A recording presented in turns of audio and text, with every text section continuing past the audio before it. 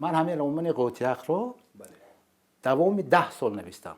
برای ویدو با بهمنیور نویسنده معروف تاجیک در نزدیک منزلش در دوشنبه شماره زیادی اهل ادب و نزدیکانش آمده بودند.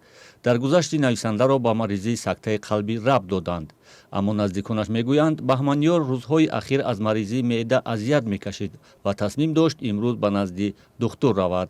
معده کفیدگی میگن نمیدونم، من نرفت دیدنم نمیتونم. بهمنیور از جمله نویسندگان تازه‌گوی توصیف می شود که در ادبیات تاجیک جایگاه و سبک خاص خود را داشت. همتاهای نویسنده شهیر از او به صفت ادیب نام میبرند که نظم را در قالب نثر بیان میکرد و قهرمانانش مردمی بودند. یادم است استاد مومن قناعت در دو انجمنی که در رئیس اتفاق نویسندگان بودند مخصوصا همین شعریت نثر استاد بهمنیور رو تاکید کردند و گفتند که شعر هم باید همین گونه نوشته شود.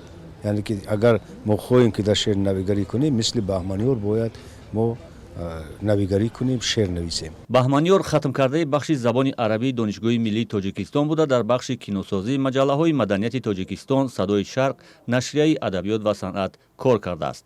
شماره زیادی قصه و حکایه و پوست و رمان ها تالیف کرده است. شاگردان زیادی دارد که در ادبیات تاجیک به بهمنیور پیروی میکنند. و تونست قالب هایی که معمولی را شکست بهمنیور در نثر، قالب مخصوصا در حکایه، بهمنیور یک سبک تازه در ادبیات تاجیک به میدان آورد. بعد پخش خبری در گذشت بهمنیور در شبکه‌های اجتماعی بحث‌های برخاست که چرا جسد او را مثل ده‌ها شخصیت معروف تاجیکستان در آرامگاه لوچو به خاک نمی‌سپارند. پیوندان بهمنیور میگویند نویسنده توانا قبلا وصیت کرده بود که او را در پهلوی قبر مادرش در پنجکن به خاک سپارند و همین طور هم نزدیکان و دوستانش با ماشین حامل جسد بهمنیور راه به سوی دهه غزه‌ای پنجکن گرفتند.